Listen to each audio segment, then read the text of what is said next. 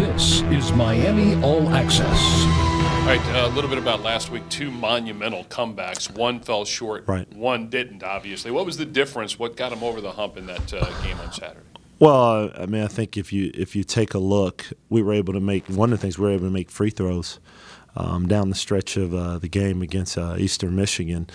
And then, too, I thought we did a much better job on the offensive glass against Eastern Michigan, gave ourselves some opportunities, at least more opportunities and second chance points.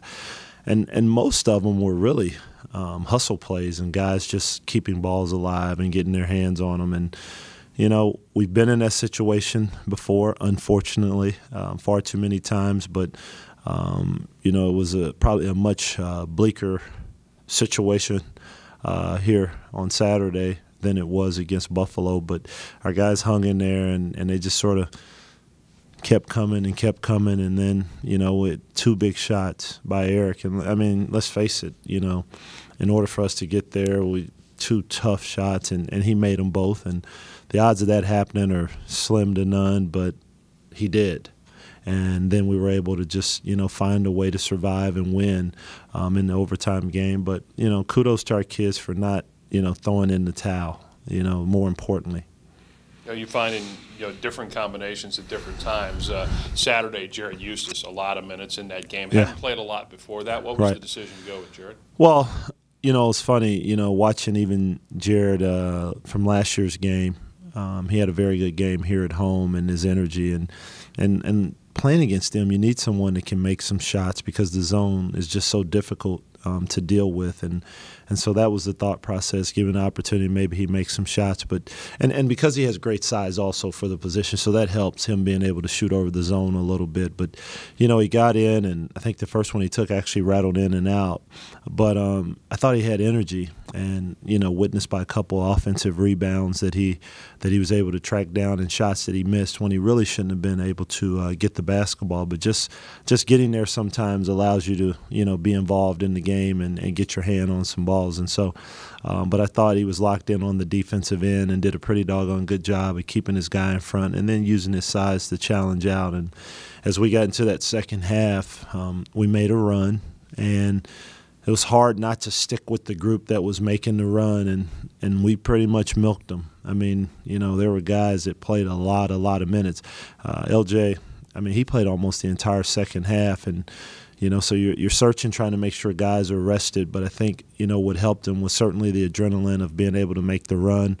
I thought our fans did a good job, and so the adrenaline and the push that they were able to give us is always something that's needed, and it really helped. And so sometimes you can get locked in the game and you can forget you're tired. LJ, as you mentioned, played a lot of minutes, but also, you know, we talked Thursday night at Hawk Talk about bottling up that Ohio State game and playing that Right. aggressive. He got back to that a little bit, He did. especially in that second half. He was better. 11 points. I think he had 7 rebounds, but he had 4 blocks, and he had some blocks when we needed them. So, you know, like I said, he's got something he can hang his hat on. He has the ability to protect the rim at times, and it's just a matter of him feeling confident in his game and knowing that he can be productive and that he can do it every time. I mean, we certainly believe he can.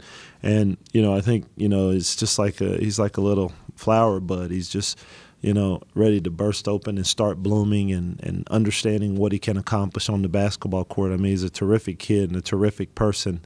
And, you know, I always tell him when you get on the court, it's okay to be mad. It's okay to be angry. It's also okay to be a super nice kid off the court. But, you know, sometimes let's put him away on the court and let's find the other side. Yeah.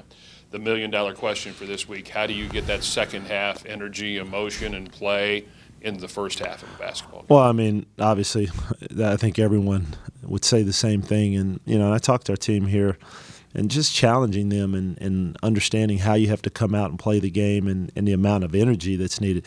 You know, we have to have energy plays and hustle plays. We're not the kind of team that can be locked in and sit around and just be in the game. We've got to create some momentum for ourselves, and we've got to be able to do those things. And I think that's the thing that we've got to understand when we start the game.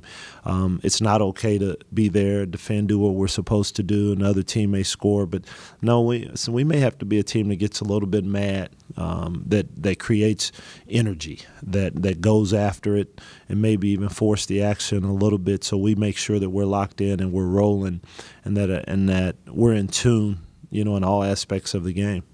A big week ahead. We know about Buffalo later in the week, obviously having just played them. But Central Michigan, the first opponent this week, Wednesday night in Mount Pleasant.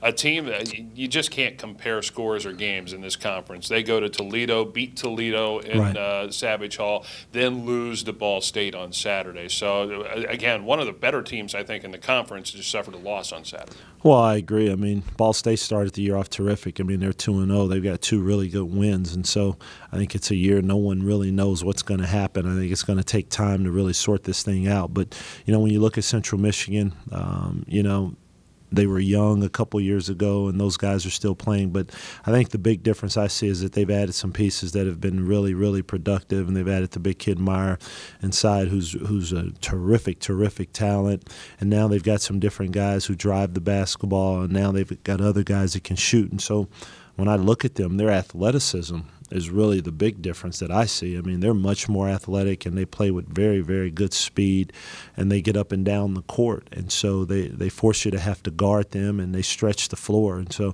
you have your hands full. It's a different Central Michigan team than the team that we saw even last year, and certainly the one we saw 2 years ago. And so we've got to really be locked in, and we've got to be able to defend. And that's going to be hard to do because they put a lot of pressure on your defense, and hence they're averaging, I think, 91 points a game. But they have the ability to put a lot of points on the board, and most importantly, they're playing with great confidence.